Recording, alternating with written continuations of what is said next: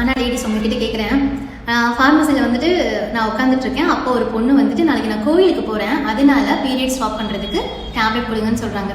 அது உண்மையாகவே அப்படி பண்ணலாமா?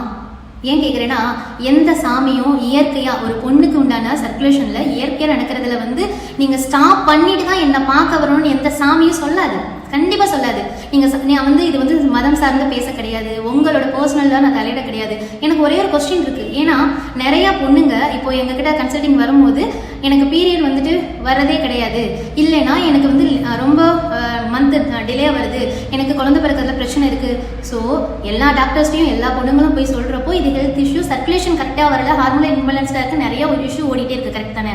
ஆனால் உங்களுக்கு கடவுள் கரெக்டான ஃப்ளோவில் கரெக்டான விஷயத்தை கொடுக்குறப்போ அது நீங்கள் ஸ்டாப் பண்ணுற அளவுக்கு ஏன் அவ்வளோ இம்பார்ட்டன்ட்? நானும் சாமி கும்பிட்றேன், எனக்கும் மத நம்பிக்கை இருக்குது.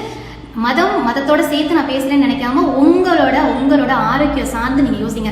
டாக்டர்ஸ் உங்களுக்கு ரெக்கமெண்ட் பண்ணி நீங்கள் ஸ்டாப் பண்ணிக்கலாம் அப்படின்னு சொன்னாங்கன்னா எடுத்துக்கோங்க, நான் வேணான்னு சொல்லலை.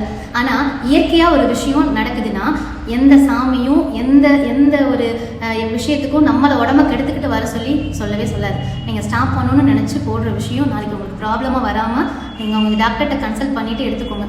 ஆனால் இருந்தாலும் எனக்கு அது உடன்பாடு இல்லாத மாதிரி தோணுச்சு, அதை உங்ககிட்ட ஷேர் பண்ணுறேன். பிடிச்சிருந்தா ஏற்றுக்கோங்க, பிடிக்கலைன்னா அது உங்களோட விருப்பம். பட் இயற்கைக்கு எதிராக நம்ம விஷயம் செய்யும் போது அது நமக்கு திரும்பி நம்ம வயசாகும் போது நமக்கு ரியாக்ட் பண்ணும். அது எனக்கு சொல்லணும்னு தோணுச்சு. நன்றி.